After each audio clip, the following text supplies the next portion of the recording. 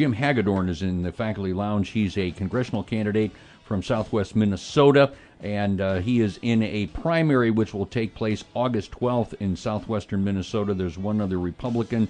It's a winner-take-all deal. Whoever gets the most votes on August 12th will face the incumbent congressman in the election coming up in November of this year. Agriculture. Yeah. Okay, I'm going to make a blatant statement that I don't really believe, but a lot of people do believe, so I'm just going to say it. Okay. Farmers have had it too good for too long. They've had all these subsidies, all these supports, all these special interest things, on and on and on and on and on. It's keeping farms going simply because it's the American dream or the American nightmare. We're tired of it. Get rid of the Farm Bill. Well, I come from a farm area. My dad was a farmer, grandfather a farmer, grew up on a farm myself. I think that the Farm Bill, the purpose of the Farm Bill is to help sustain agriculture in times when things go wrong. You know how farming is. It's up and it's down, and it's dependent a lot of times on weather and luck and everything else. And if we run little farmers and others out of the business now and then, what you're going to get is a lot more big farmers. And so I support the Ag Bill. I support the programs and things that are needed to make sure that we sustain agriculture. Now, can we move towards more market-oriented agriculture as we did at one time in the early 80s? Yes. But I believe that those steps should be taken and phased in such a way that it doesn't undermine what's already working now. Okay. Another hot-button issue, national, international. The changing climate. And I'm not going to get into whether it's man-caused or not. All right.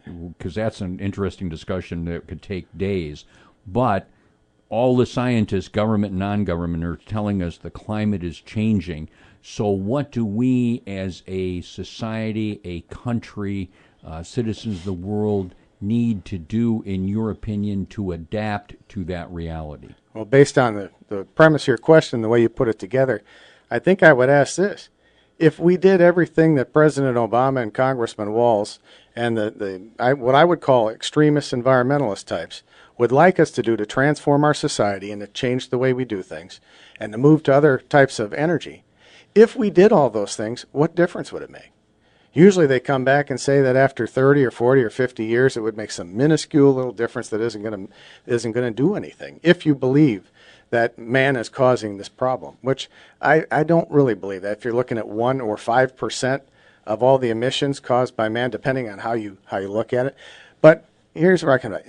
These types of climate change procedures, the cap and trade bill, the regulations against the coal-fired power plants that Congressman Walz just voted for here in the last couple of months. Those things that are going to transform our economy, our society. It's going to drive up costs for consumers. It's going to make us less competitive around the world. And I frankly oppose them. I'm for the other side. Energy independence based on fossil fuel development, on public lands, for sustaining coal, for nuclear, for renewables and conservation, and then all the infrastructure to use the natural resources that God gave us. And we have more natural resources in the United States than any other country in the world. Okay, and I understand that answer. And it's pretty good. However, the Coca-Cola, Nike, and some of the major private corporations in the world are changing the way they do business because of droughts, floods, and things like that are affecting how they do business in various parts of the world. My question is, what does the United States government, either getting out of the way or providing leadership to not necessarily change how we do things, but adapt to the reality that the glaciers are in fact melting? That is happening. Water is rising, and you can blame whoever you want, but the reality is that's happening. So what do we do as human beings about that?